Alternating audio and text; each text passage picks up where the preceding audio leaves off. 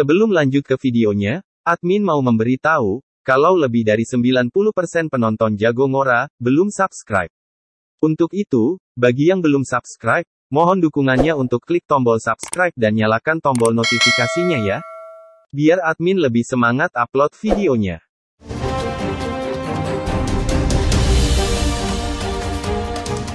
Di episode sebelumnya, Gu Qinfeng yang mendatangi rumah judi, untuk membalaskan dendam dari Fei Kui, yang sudah dipermalukan oleh dua orang bocah dari keluarga kaya. Lalu Gu Qinfeng menantang mereka bermain judi, dan mereka pun kalah. Di saat mereka akan pergi meninggalkan tempat judi itu, Gu Qinfeng menghadangnya. Cerita pun berlanjut. Melihat mereka berdua yang akan pergi meninggalkan rumah judi, Gu Qinfeng kemudian berkata, "Fei Kui, pukul mereka untukku." Tanpa pikir panjang, Fei Kui pun langsung menerjang ke arah Tuan Muda Bai. Kemudian dengan sekuat tenaga, Fei Kui pun menggampar wajah dari Tuan Muda Bai. Melihat temannya digampar, Tuan Muda Jin pun menjadi kesal. Kemudian, dia langsung menerjang ke arah Fei Kui sambil berkata, "Kau cari mati ya?"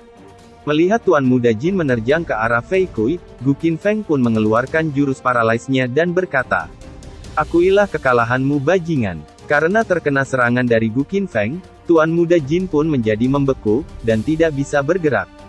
Gu Qinfeng kembali berkata, "Kau harus siap untuk dipukul balik, karena memukul orang lain. Berlututlah, untuk menerima hukumanmu." Setelah Gu Qinfeng selesai mengucapkan kata itu, Tuan Muda Jin pun langsung berlutut seketika. Orang-orang di sana pun menjadi terkejut melihatnya, kemudian mereka berkata, apakah ini adalah ancaman suara? Apakah Tuan Muda Jin, itu pengecut?" Melihat temannya berlutut hanya dengan kata-kata dari Gu Qinfeng, Tuan Muda Bai pun kemudian berkata, apa yang kau lakukan pada saudara Jin?" Dengan santai Gu Qinfeng menjawab, "Aku sudah mengatakan ini sebelumnya, kau seharusnya mengaku kalah, karena kau sudah kalah." Mendengar kata-kata dari Gu Qinfeng, Tuan Muda Bai pun langsung ketakutan, dan tidak berani mengucapkan sepatah kata pun. Lalu Tuan Muda Bai pun berbalik, dan berusaha untuk pergi dari tempat itu. Melihat Tuan Muda Bai akan kabur, Gu Qinfeng kembali berkata, "Sepertinya kau tidak mengerti apa yang kukatakan, kau tidak boleh pergi tanpa izinku." Lalu Gu Qinfeng pun menggunakan jurus yang sama, kepada Tuan Muda Bai, kemudian menariknya ke tempat dari Gu Qinfeng. Kemudian Gu Qinfeng kembali berkata, "Pergilah ke sana, dan berlututlah untuk menerima hukumanmu." Lalu Tuan Muda Bai pun dihempaskan, ke tempat di mana Tuan Muda Jin berada. Tuan Muda Bai berkata, "Pak Tuasin, dia mencoba memukul orang di dalam manormu, hentikan dia." Pak Tuasin hanya memalingkan wajah, kemudian berkata, "Bayar dengan nyawa Anda, jika Anda telah membunuh seseorang. Lunasi hutang Anda, jika Anda berhutang pada seseorang. Itulah aturannya." Sambil melirik ke arah Gu Qinfeng, Pak Tuasin berkata dalam hati, "Orang ini bukanlah seseorang yang bisa kau provokasi. Lebih baik, aku tidak menyinggung perasaannya." Gu Qinfeng kembali berkata, "Apalagi yang kau tunggu? Mereka memaksamu untuk menyerang diri sendiri, kau bisa memukul mereka kembali sekarang." Meskipun merasa segan, tapi Fei Kui lebih takut membantah perintah Gu Qinfeng, daripada takut kepada mereka. Lalu Fei Kui pun menggamparnya, dan terus menggamparnya, sampai Tuan Muda Bai mengeluarkan darah dari mulutnya. Fei Kui terus menggamparnya, sampai sama dengan jumlah yang mereka suruh kepada dirinya. Karena dipukul oleh Fei Kui terus-menerus, Tuan Muda Bai pun akhirnya babak belur. Kemudian dia berkata, aku akan membunuhmu. Aku dari Sekte Lingdu, kau berani memukulku. Sekteku tidak akan membiarkanmu pergi." Kemudian, dia berteriak menyuruh para bawahannya, "Pergi sana, kembali ke Sekelindo untuk memberitahu ayahku. Cepat!" Para bawahannya yang bingung dengan apa yang sedang terjadi, hanya terdiam tanpa menjawab perkataannya. Kemudian, Fei Kui kembali melanjutkan menggampar Tuan Muda Jin. Sambil mengeluarkan aura membunuhnya, Tuan Muda Jin yang tidak bisa bergerak karena terkena jurus Gu Qinfeng, kemudian berkata, "Kau sampah, kau berani memukulku. Tunggu saja, keluargaku pasti akan mencabik-cabikmu." Sambil keadaan masih berlutut, Tuan Muda Jin berkata kepada bawahannya, "Paman ketiga, kultivator Dayan, ada di kedai teh dekat sini." Cepat pergi, dan beritahu dia. Fei Kui pun melanjutkan tugas dari Gu Qinfeng, yaitu menggampar mereka sampai puas.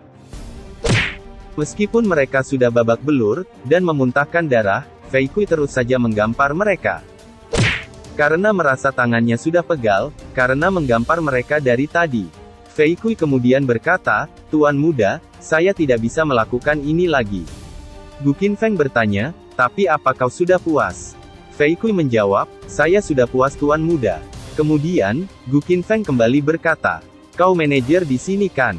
Pak Tua Xin pun kaget, karena Gu Qinfeng tiba-tiba bertanya kepadanya. Pak Tua Xin menjawab, "Ya benar, apakah tuan muda ini menginginkan sesuatu?" Sambil memegang kendi, Gu Qinfeng bertanya, "Dari mana tuak ini berasal?" Pak Tua Xin menjawab, "Ini adalah spesialisasi manor kami, yang dikenal sebagai Water Cloud Wine." Gu Qinfeng kembali berkata, "Water Cloud Wine, siapa yang kau pekerjakan untuk membuat ini?" Pak Tua Xin menjawab, "Tuan kami yang mempekerjakan mereka. Jika ditanya siapa orang itu, saya juga tidak tahu." Gu Qinfeng berkata, "Apa kau punya tuak lain seperti ini? Ambilkan lagi untukku." Pak Tua Xin menjawab, "Ya kami punya. Berapa banyak yang tuan muda inginkan?" Mendengar jawaban dari Pak Tua Xin, sifat serakah Gu Qinfeng pun muncul, kemudian Gu Qinfeng berkata, "Lebih banyak, lebih baik, berikan aku 100 lusin atau lebih." Pak Tua Xin pun kaget, mendengar permintaan yang begitu banyak dari Gu Qinfeng. Kemudian dia memanggil salah satu bawahannya, untuk menyiapkan permintaan dari Gu Qinfeng. Lalu kembali berkata, "Tuan muda, tolong tunggu di sini sebentar, kami akan mengirimkannya kepada Anda sebentar lagi." Gu Qinfeng menjawab, "Tentu saja, jangan terburu-buru. Kita hanya bermalas-malasan di sini, kenapa kita tidak bermain game saja?" Mendengar tantangan dari Gu Qinfeng, Pak Tua Xin pun berpikir sejenak, kemudian berkata dalam hati, "Berdasarkan pengamatanku sebelumnya, dan semua bukti, dia pasti seorang ahli." Kemudian berkata, "Saya akan memainkan beberapa permainan, karena Anda yang mengundang saya." Tapi, tiba-tiba datanglah sekelompok orang, yang mendobrak pintu dengan keras. Kemudian orang itu menunjuk ke arah Gu Qinfeng, yang sedang minum tuak. Dan orang itu berkata, "Itu dia orangnya. Dia adalah murid batin Sekte Linggu, yang bernama Jin Hui." Dengan wajah yang babak belur, mereka berdua pun menoleh ke belakang, karena mendengar ada seseorang yang datang. Lalu Tuan Muda Jin menghampirinya, dan berkata, "Saudara Hui, bunuh dia, bantu aku membunuhnya." Dengan wajah kesal, Jin Hui berkata, "Kau berani memukul seseorang dari keluarga Jin kami, sepertinya kau sudah muak dengan hidupmu." Pak Tua Xin, keluarga kami telah lama menjadi pelanggan tempatmu ini. Bagaimana bisa kau hanya melihatnya, ketika keluarga kami dipukuli? Pak Tua Xin menjawab, "Tuan muda, Anda seharusnya sangat mengetahui aturan dari kami." Dengan wajah kesal, Jin Hui berkata, "Aturan katamu, Master Dao keluarga Yan kami, akan segera datang. Ketika saatnya tiba, kamu bisa membicarakan peraturanmu dengannya. Pak Tua, kau hanya manajer sarang perjudian. Begitu kau meninggalkan tempat ini, kau bukan apa-apa di depan mata keluarga Jin kami. Dan jangan lupa, Master Dao Yan memiliki hubungan yang baik dengan Master Dao Manor Wu. Saat dia datang, aku akan melihat bagaimana kau menjelaskan dirimu padanya." Pak Tua Sihat sedikit takut, mendengar ancaman dari Jin Hui. Lalu orang-orang di sana pun terlihat terkejut, lalu mereka berkata, "Cepat lihat, Master Dayan ada di sini." Lalu datanglah seorang pria, dengan diikuti banyak orang di balik pintu itu. Pria itu adalah Master Dao Dayan, dari keluarga Jin. Melihat kedatangannya, mereka berdua pun langsung berkata, "Senior, aku terlalu tidak berguna, aku kehilangan muka keluarga kita. Kau harus membalaskannya untukku." Orang-orang dari keluarga Jin pun merasa kesal, karena saudara mereka dipukuli. Kemudian berkata, "Hal seperti itu terjadi. Aku ingin melihat, siapa yang berani menindas orang-orang keluarga Jin kita. Berani sekali anjing itu." Kemudian, Tuan Muda Jin yang merengek kepada Master Dayan, seperti seorang bayi, dan menunjuk ke arah Gu Qinfeng. Lalu berkata, "Master, itu dia orangnya." Ayo cepat pukul dia. Gu Qinfeng pun hanya memasang wajah bodoh, dan berkata, dasar bayi, kau hanya bisa merengek. Master Dayan pun melihat kepada Gu Qinfeng, kemudian dia berkata dalam hati, orang ini, mungkinkah dia orangnya? Kemudian, Pak Tua Xin menghampiri Master Dayan, untuk memberikan salam. Dan berkata, salam untuk Master Dao Dayan. Melihat Pak Tua Xin memberikan salam kepada Master Dayan, Tuan Muda Jin berkata, sekarang kau ingat kami, Pak Tua Xin, bukankah kau membicarakan tentang aturan sebelumnya? Pak Tua Xin kemudian berkata, Senior Dayan, aku yakin kalian sudah tahu. Tuan Muda Bai dan Tuan Muda Jin hanya dipukul karena kejadian di meja judi. Ini aturan rumah Citu kita. Lalu berkata dalam hati, bahkan Master Dayan tidak akan berani menimbulkan keributan di sini. Siapa orang ini? Dia bahkan tidak terlihat takut, dan juga tidak peduli dengan siapa yang datang. Sambil minum tuak, Gu Qinfeng kemudian berkata, untuk apa kau masih berdiri di sana? Ayo mulai permainan judi kita. Mendengar perkataan dari Gu Qinfeng, Pak Tua Xin pun berkata, di situasi seperti ini, Anda masih ingin bermain judi. Melihat sikap menyebalkan dari Gu Qinfeng, membuat Jin Hui kesal, kemudian berkata, kau memukul seseorang dari keluarga Jin kami, dan kau masih berani begitu sombong. Ayo, keluar dari sini. Dengan wajah malasnya, Gu Qinfeng pun menoleh ke belakang, dan melihat siapa yang sedang berbicara. Melihat sikap Gu Qinfeng, yang kelihatan seperti meremehkan dirinya, Jin Hui pun kesal, dan mengeluarkan akar pondasinya. Lalu berkata, aku akan membuatmu menyesal. Melihat Jin Hui yang sedang memprovokasi Gu Qinfeng, Master Dayan pun marah, lalu berkata, diam kau, dasar bocah kurang ajar. Jin Hui pun merasa heran, kenapa Master Dayan memarahinya, kemudian dia berkata, Senior, aku tidak melakukan apapun, aku hanya ingin. Sebelum Jin Hui selesai mengucapkan perkataannya, Master Dayan tiba-tiba menggampar Jin Hui dengan keras. Jin Hui pun semakin kaget, karena digampar oleh Master Dayan. Kemudian, dia berkata, Senior, kenapa kau memukulku? Dengan sangat marah, Master Dayan pun berkata, tutup mulut busukmu, dasar bajingan. Jin Jun, kau juga berlutut untukku. Tuan Muda Jin pun kaget, dan masa heran. Kenapa Master Dayan berkata seperti itu kepadanya? Jin Hui, kau juga ke sini, dan berlutut. Jin Hui pun makin tambah bingung, kenapa Master Dayan menjadi marah, dan menyuruh mereka untuk berlutut. Setelah Jin Hui berlutut, Master Dayan kembali menggamparnya dengan keras. Melihat Master Dayan yang menggampar juniornya, Pak Tua Xin merasa heran, kemudian berkata, Master Dayan, apa yang sedang Anda lakukan? Lalu berkata dalam hati, apa yang sedang terjadi di sini? Bukankah dia datang ke sini, untuk membalas dendam keluarga Jin? Kenapa sekarang malah jadi seperti ini? Setelah menggampar juniornya, Master Dayan pun berjalan menghampiri Gu Qinfeng. Melihat Master Dayan yang berjalan menghampirinya, Gu Qinfeng pun menoleh dengan memasang wajah datarnya. Kemudian, tiba-tiba sesuatu yang aneh pun terjadi. Karena Master Dayan, tiba-tiba berlutut di hadapan Gu Qinfeng. Kemudian berkata, saya adalah Dayan, salam untuk Tuan Muda.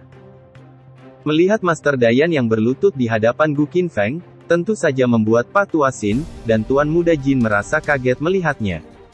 Dan bertanya-tanya, kenapa Master Dayan memanggilnya Tuan Muda? Apa yang sebenarnya terjadi di sini? Para bawahannya pun sama terkejutnya, lalu mereka berkata, siapa anak ini sebenarnya? Sampai membuat Master Dayan berlutut, untuk memberikan salam kepadanya. Sambil keadaan berlutut, Master Dayan berkata, anak-anak keluarga Jin kami, tidak bermaksud menyinggung perasaan Anda. Saya berharap Tuan Muda yang terhormat, bisa melapangkan dada, dan memaafkan mereka. Mereka masih muda, dan tidak tahu apa-apa. Melihat Master Dayan yang sampai memohon kepada Gu Qinfeng, tentu saja membuat kedua bocah itu kaget melihatnya. Dan semakin bertanya-tanya, apa yang sedang terjadi. Lalu, Master Dayan bersujud, dan melanjutkan perkataannya. Saya akan bersujud padamu lagi, saya harap Anda bisa menunjukkan belas kasihan. Kedua bocah itu semakin kebingungan, melihat Master Dayan bersujud kepada Gu Qinfeng. Kemudian, mereka berkata, "Senior, apa yang sedang kau lakukan?" Master Dayan pun bangkit dari sujudnya, lalu membalas pertanyaan kedua bocah bodoh itu, dan berkata, "Kalian, dasar binatang, kenapa kalian belum berlutut, untuk bersujud kepada tuan muda ini?" Meskipun masih bingung dengan keadaan yang sedang terjadi, kedua bocah itu pun menuruti perintah dari Master Dayan. Kemudian, mereka bersujud kepada Gu Qinfeng. Melihat kejadian yang semakin aneh ini, Pak Tua Xin pun heran, dan berkata dalam hati, "Siapa sebenarnya tuan muda ini?" Seorang pelayan pun datang ke ruangan itu, sambil membawa sirup marjan, yang dipesan oleh Gu Qinfeng.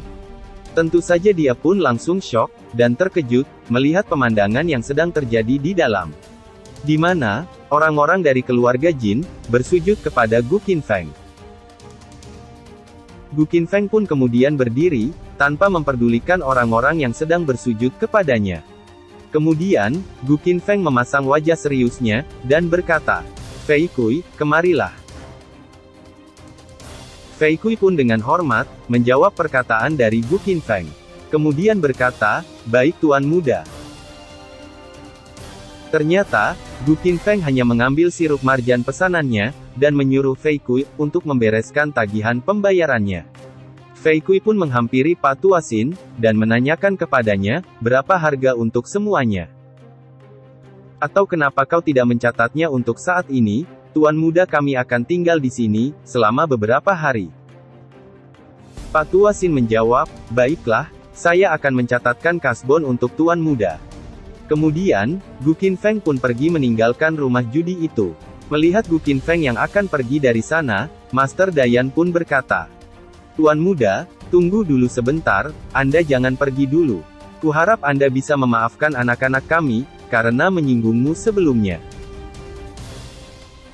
Tapi Gu Qinfeng mengabaikan perkataan dari Master Dayan, dan pergi begitu saja. Melihat Gu Qinfeng yang pergi, dan mengabaikan perkataannya, Master Dayan pun berkata kepada Fei Kui, "Tolong katakan beberapa kata baik tentang kami, di depan tuan mudamu. Dan aku akan sangat berterima kasih kepadamu." Fei Kui pun hanya memandang Master Dayan, tanpa mengatakan apa-apa. Kemudian, dia pun pergi menyusul Gu Qinfeng yang sudah pergi duluan. Setelah Gu Qinfeng dan Fei Kui pergi, dua bocah itu bertanya kepada Master Dayan, "Senior, kenapa kau berperilaku serendah ini? Dan kenapa kau begitu menghormatinya? Betul, siapa dia sebenarnya?" Master Dayan pun berbalik, kemudian menggamparnya dengan keras. Sambil berkata, "Diam kau bajingan." Dengan mengeluarkan aura membunuhnya, Master Dayan melanjutkan perkataannya, "Kalian berdua binatang, kalian hampir menghancurkan seluruh keluarga Jin kita." Mendengar perkataan Master Dayan, yang dibarengi dengan mengeluarkan aura membunuh, tentu saja, membuat dua bocah itu merinding ketakutan. Master Dayan kembali berkata, "Kenapa kau harus memprovokasi dia? Kalian para binatang, tidak tahu apa arti dari kematian." Melihat sikap dari Master Dayan, salah satu bawahannya bertanya, "Master Dayan, apakah orang itu adalah Tuan Qian, dari wilayah Qinyang?" Tanpa menjawab pertanyaan dari bawahannya, Master Dayan hanya mengangguk, sambil menghela nafas. Melihat sikap dari Master Dayan, yang menandakan bahwa semua itu benar, para bawahannya kembali berkata, "Dia benar-benar dewa kematian. Sungguh eksistensi yang sangat menakutkan. Aku merasa, seperti baru saja melarikan diri, dari pintu kematian." Kemudian, seorang pria tua dengan memasang wajah tidak senang berkata, "Senior, bahkan jika orang itu adalah Gu Qinfeng, mengapa kau harus berlutut, dan bersujud kepadanya?" Kemudian si pria tua melanjutkan perkataannya, "Dia membunuh banyak orang di dalam gua. Saat ini, semua orang dari Sekte Lindo, Sekte Bingsuan, dan Perserikatan Jiuhua, sedang mencarinya. Dia bahkan tidak akan tahu, bagaimana dia mati? Kenapa kau masih bersujud kepadanya? Alih-alih menjawab pertanyaannya, Master Dayan malah menggamparnya. Diam kau bajingan. Kau jangan sok tahu. Kemudian Master Dayan berkata, di masa depan, kalian harus menjauh darinya. Mulai hari ini, dan seterusnya, kalian tidak boleh menyebut namanya. Jika ada yang berani tidak menghormatinya, apa itu bersembunyi, atau terang-terangan, aku akan menjadi orang pertama yang membunuhnya. Mendengar itu, para bawahannya pun terkejut, dan tidak bisa berkata apa-apa lagi.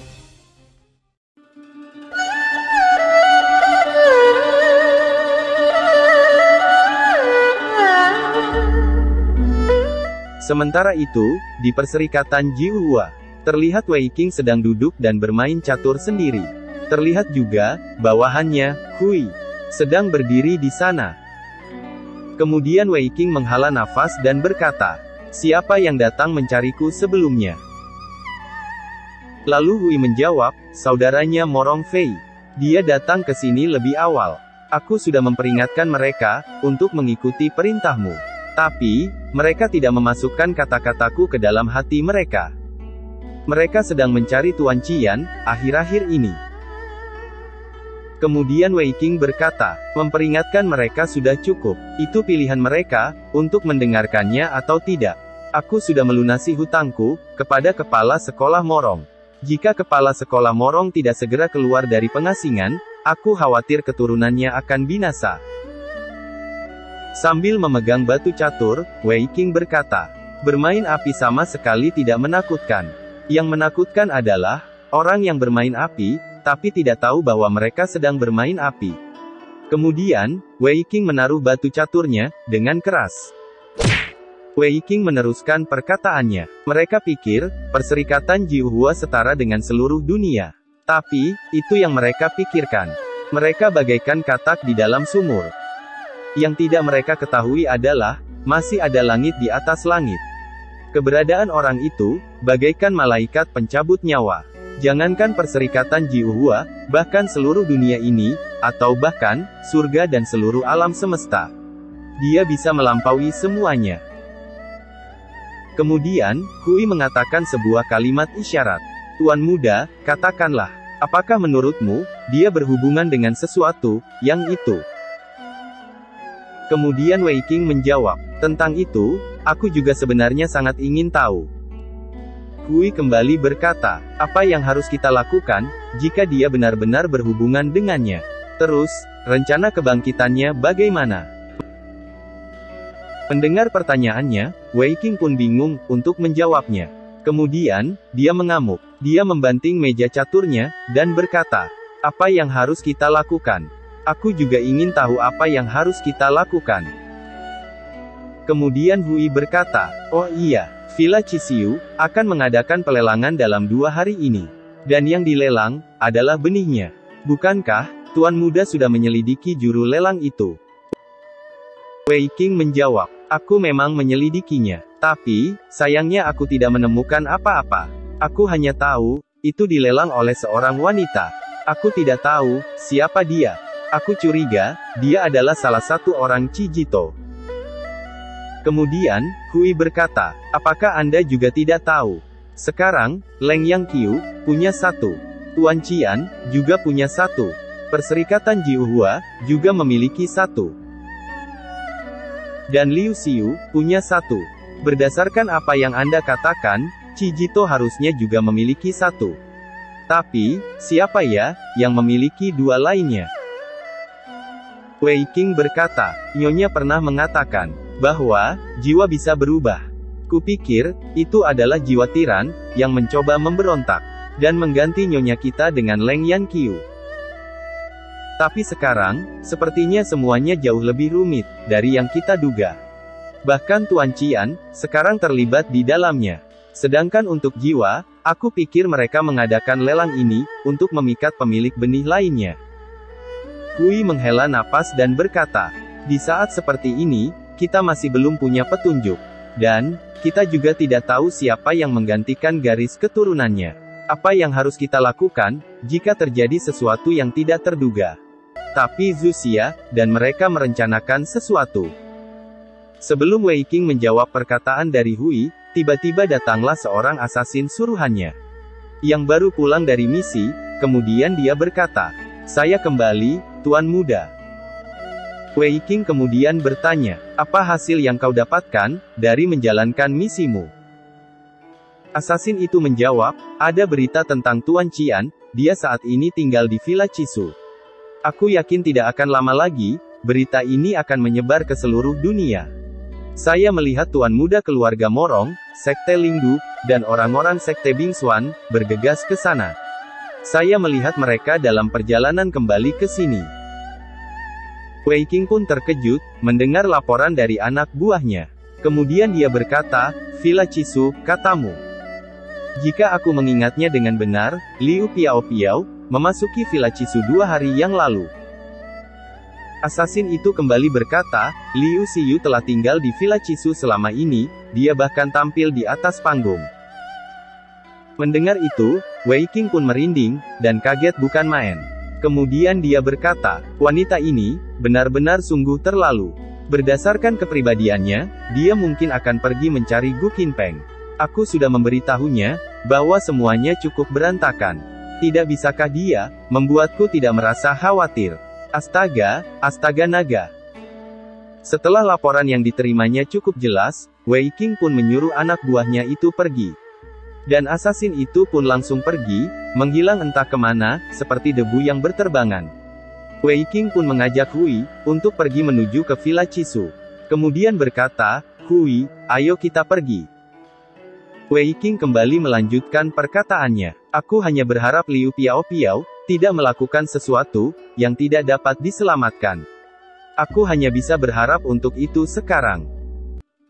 Cerita pun berlanjut. Sementara itu, di Villa Chisu, tempat Gu Qinfeng menginap, yaitu penginapan kelas melati. Terlihat Gu Qinfeng sedang bersantai, menikmati udara yang segar. Dan tentu saja tidak lupa, Gu Qinfeng selalu membawa tuak favoritnya, yaitu sirup marjan, rasa koko pandan, yang telah Gu Qinfeng beli dari rumah judi, Chijito.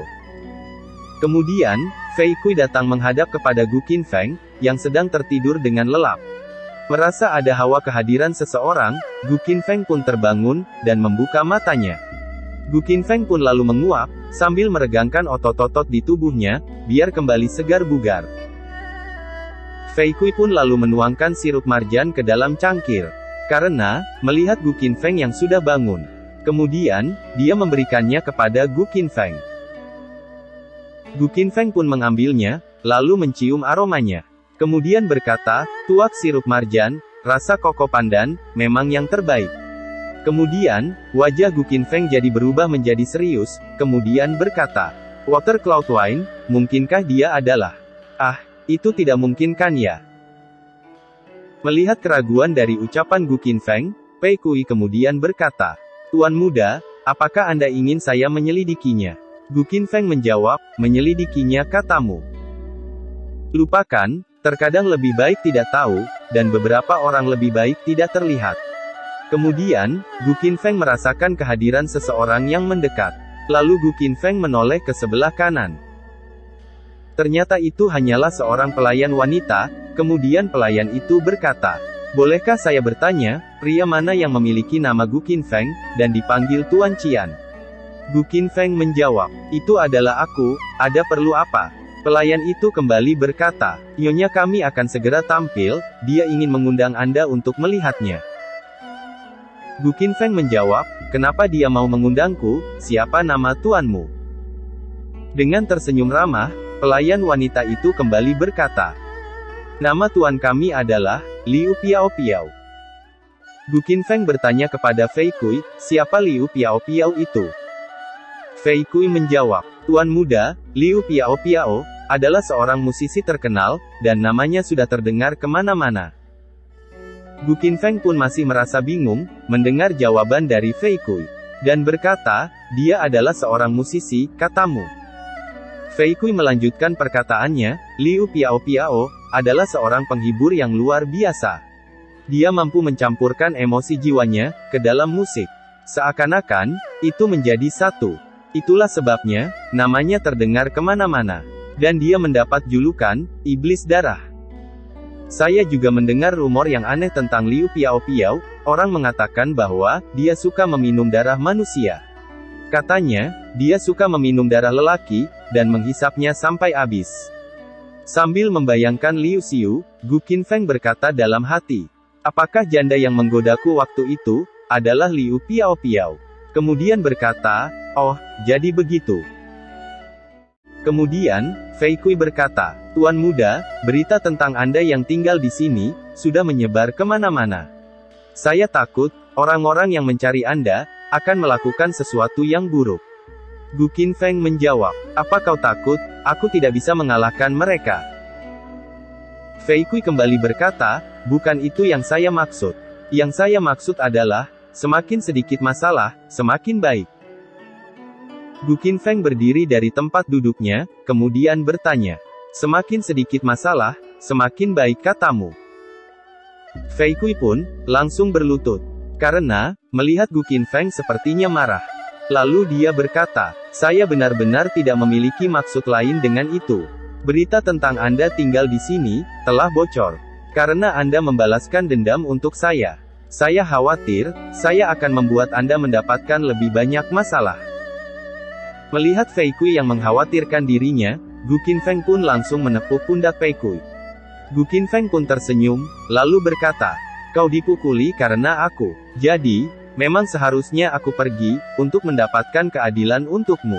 Itu normal, dan ini selalu menjadi cara hidupku. Jika kau dipukuli, dan kau tidak membalas dendam, lalu apa gunanya berkultivasi? Menurutmu, berkultivasi untuk menjadi surgawi, untuk apa? Untuk hidup selamanya. Hidup selamanya pun, untuk apa? Apa kau mengerti? Mendengar perkataan dari Gu Qinfeng, Fei Kui pun berkata dalam hati, aku hanyalah kultivator kelas rumah tangga, aku tidak berpikir sejauh itu. Gu Qinfeng kembali meneruskan perkataannya, jangan bilang kau tidak tahu, aku juga tidak tahu. Karena kita berdua tidak tahu, lalu mengapa kau berpikir yang tidak-tidak? Hiduplah sesukamu, dan hidup bebas setiap hari. Gu Qinfeng mengulurkan tangannya, dan mengangkat Fei Kui, untuk kembali berdiri. Kemudian berkata, aku tidak tahu, untuk apa kau berkultivasi. Tapi, kalau aku sih, aku melakukannya, hanya untuk satu hal. Yaitu, untuk berjalan, di jalan yang aku inginkan. Setelah berdiri, Fei Kui pun berkata dalam hati, aku pernah melihat, keberanianmu sebelumnya. Gu Qinfeng merangkul Fei Kui, kemudian berkata, aku tidak mengambil inisiatif untuk menimbulkan masalah. Tetapi, masalahlah, yang datang menemukanku. Jadi, tidak perlu takut. Bersembunyi tidak akan menyelesaikan masalah. Sebaliknya, itu hanya akan memperburuk keadaan. Apa kau percaya, jika aku bersembunyi, besok seluruh sekte Yunxia kita, akan dimusnahkan. Dan, keluargamu juga tidak akan bertahan. Fei Kui pun terkejut mendengar perkataan Gu Qinfeng, lalu berkata dalam hati, benar juga, jika perserikatan Jiuhua, sekte Lingdu, dan sekte Bingxuan tidak dapat menemukan Gu Qinfeng, mereka mungkin akan marah, dan melakukan sesuatu yang buruk terhadap sekte Yunxia, untuk pelampiasan dendam mereka. Gu Qinfeng kembali bertanya kepada Fei Kui, apa kau masih ingin aku untuk menghindar dari setiap masalah yang datang? Aku dulu biasa melakukan hal seperti itu, yaitu menghindar dari masalah. Tapi, itu membuat banyak saudara-saudaraku terbunuh pada akhirnya. Oleh karena itu, sejak saat itu, aku mengerti. Aku mengerti sepenuhnya, jadi aku bersumpah bahwa apapun yang terjadi, bahkan jika langit runtuh, aku tidak akan bersembunyi lagi. Gu Qinfeng pun berjalan meninggalkan Fei Kui. Terlihat ekspresi kesedihan yang mendalam di wajahnya.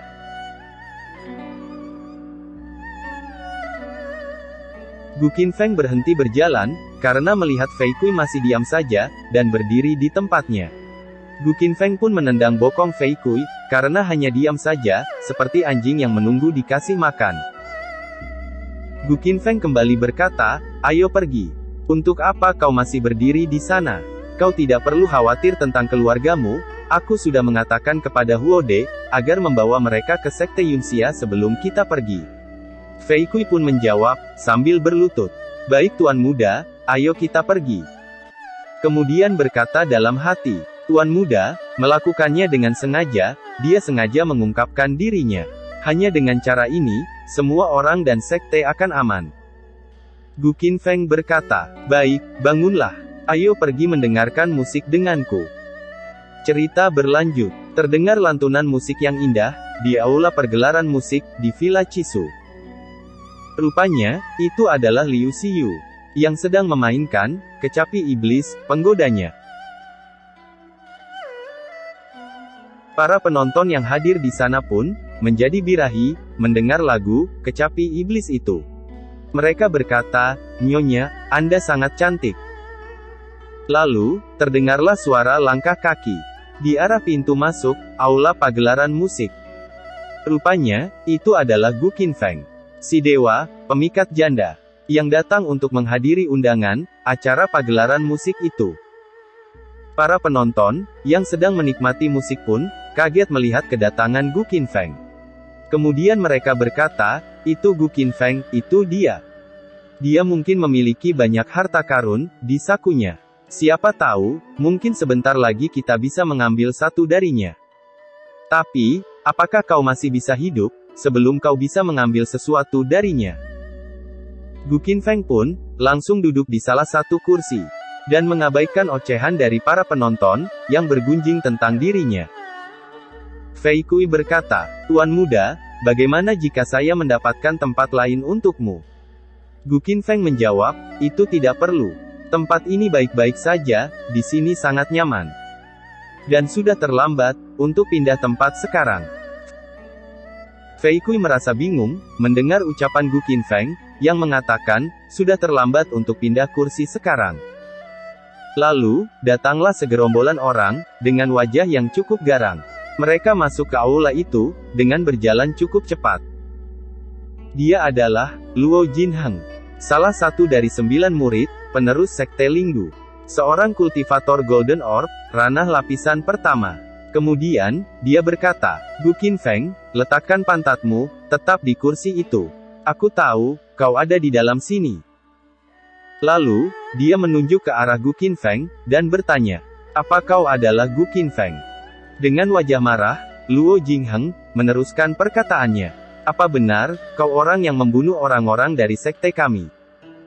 Gu Qinfeng yang tengah santai, sambil menikmati tuak, menjawab pertanyaan itu, dan berkata, itu benar, 100% benar. Mendengar jawaban dari Gu Qinfeng, Luo Jinheng, menjadi sangat marah, lalu berkata, Alright, here goes!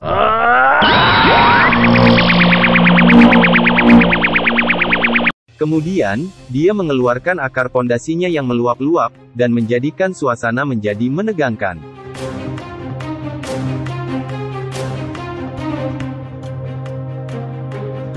Kemudian, seorang pria tua berkata, Jinheng, kau tidak bisa membuat keributan di sini, ini adalah Villa Chisu.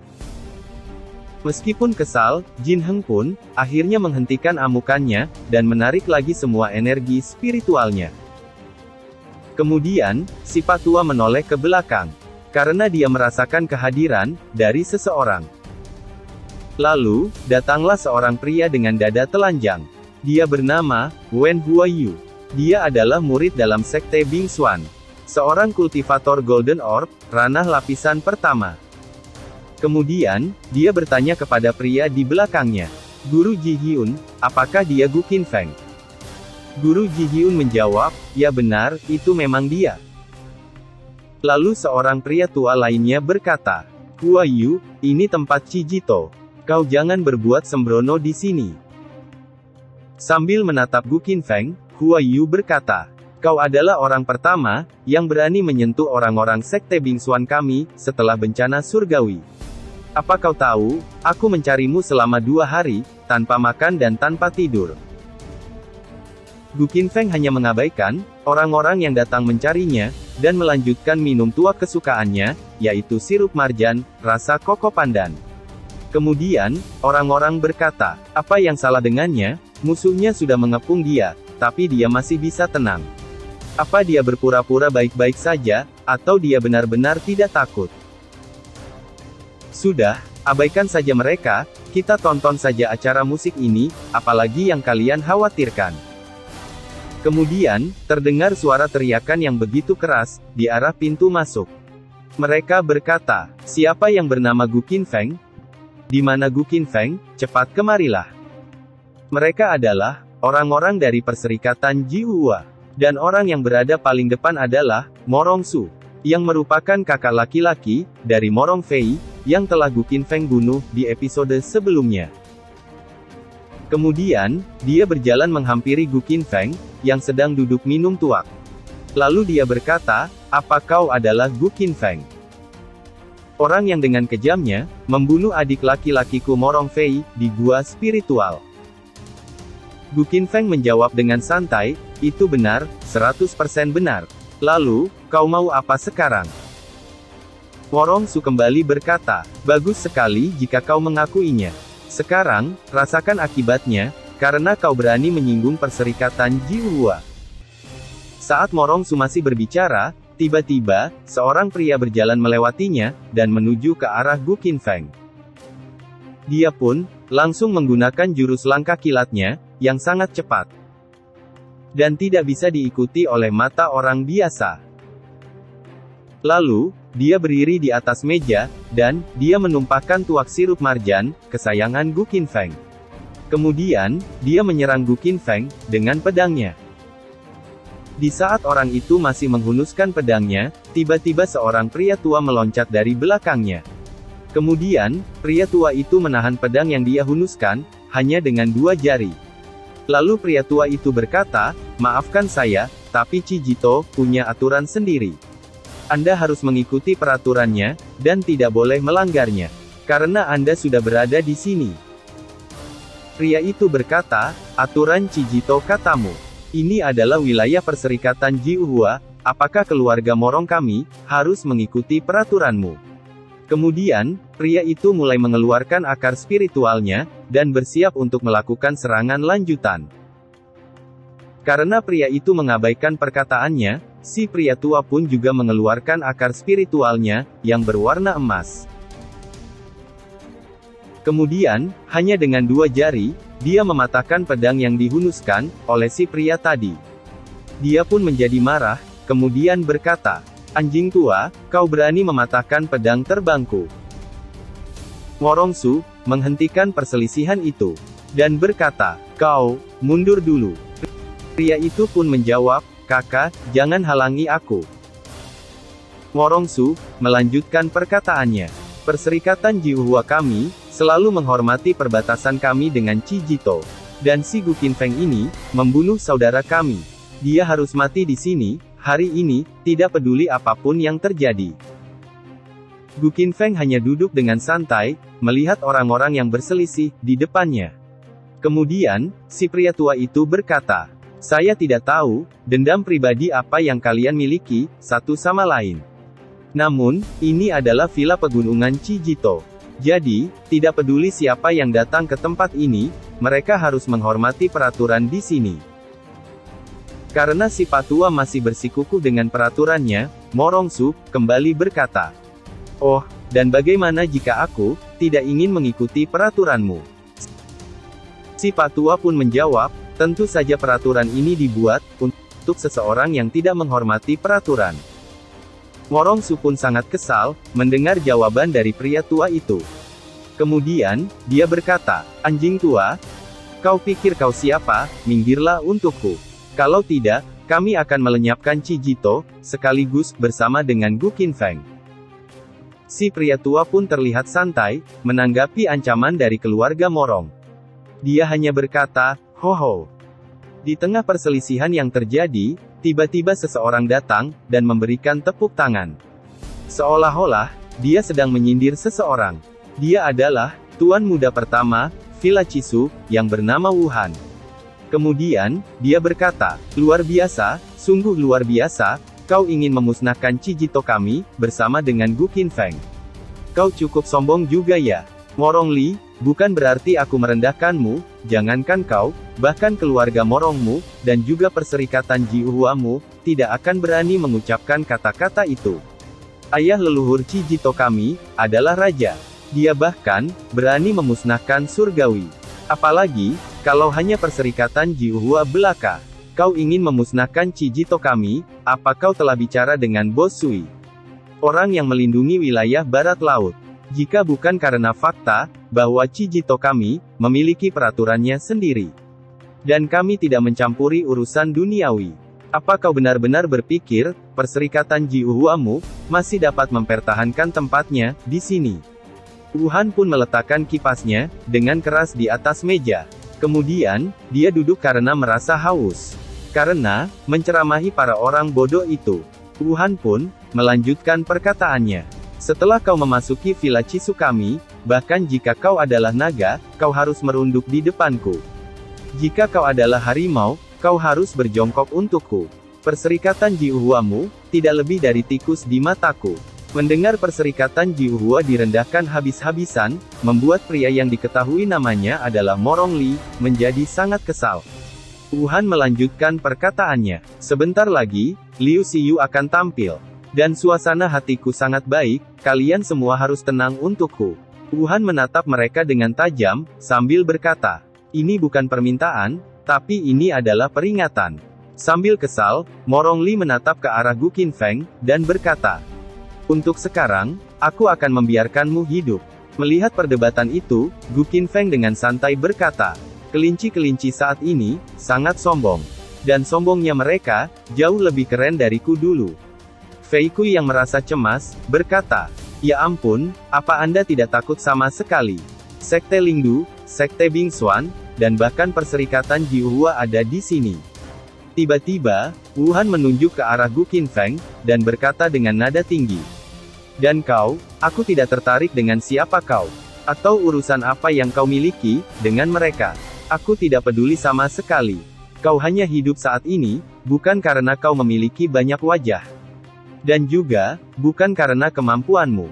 Tetapi, karena kau tinggal di dalam villa kami, itu saja. Aku mendengar, nama panggilanmu adalah Qian. Mulai hari ini, dan seterusnya, hapus kata Qi, dari nama panggilanmu.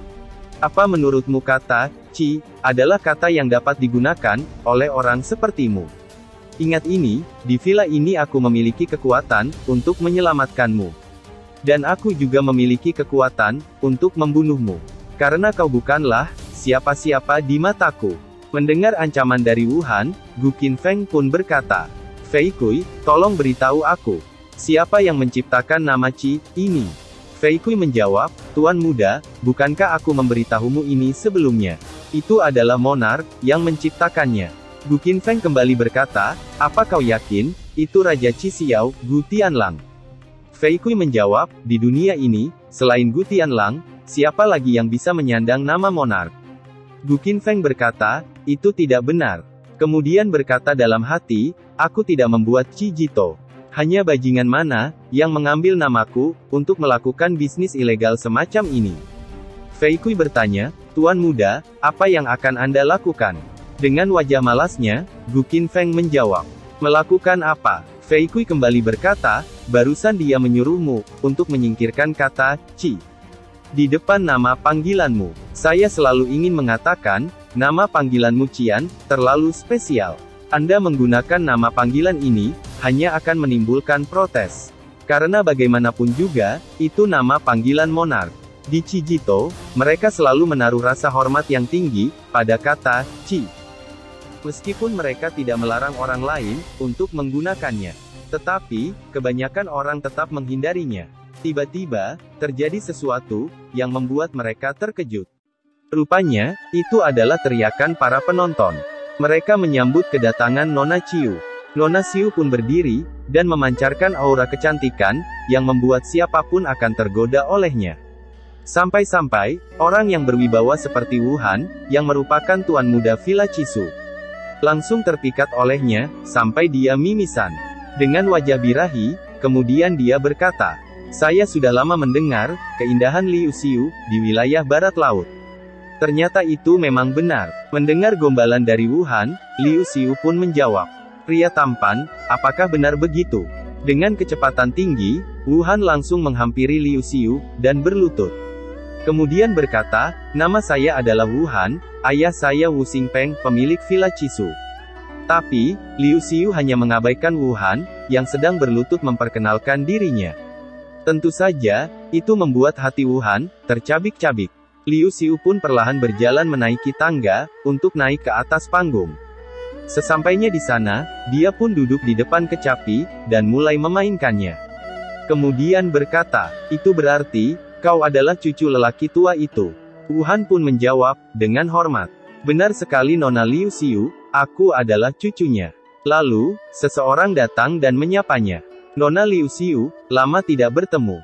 Saya tidak bisa melupakan, saat Anda memainkan lagu, Cinta Satu Malam. Dan saya merasa sangat beruntung, bisa mendengarkan Anda, memainkannya lagi hari ini. Kemudian, datang seorang pria lagi yang menyapanya. Lalu berkata, Nona Liu Xiu, bagaimana kabar Anda hari ini? Sudah hampir 1 dekade, ketika Anda mengunjungi Sekte Bingsuan kami. Saya tidak menyangka, akan bertemu Anda lagi hari ini, di sini. Apakah, Anda akan menghadiri, upacara suksesi murid penerus kami? Sambil meminum tuaknya, Liu Xiu pun menjawab. Tentu saja aku akan datang, pasti akan datang. Pria itu pun memberi hormat, kemudian berkata, kalau memang demikian, saya akan menunggu kehadiran Anda, di Sekte Bingsuan. Wuhan pun hanya menatap, orang dari Sekte Bingsuan itu, dengan tatapan yang kurang menyenangkan.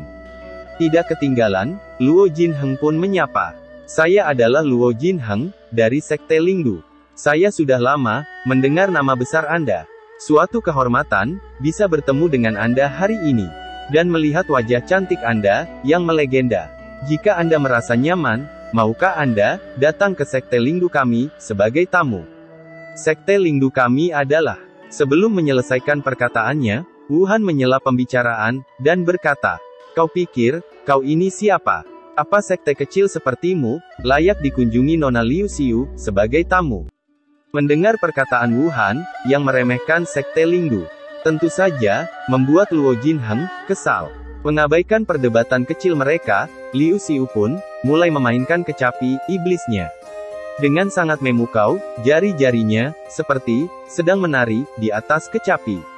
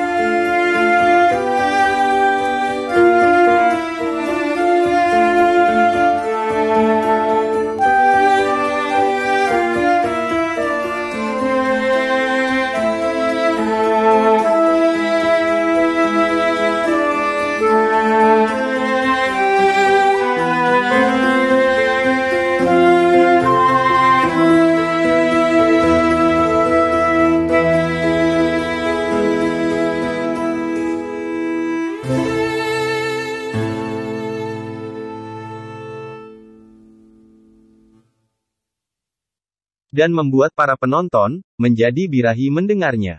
Para penonton pun tidak sempat menyalurkan birahi mereka karena cerita bersambung.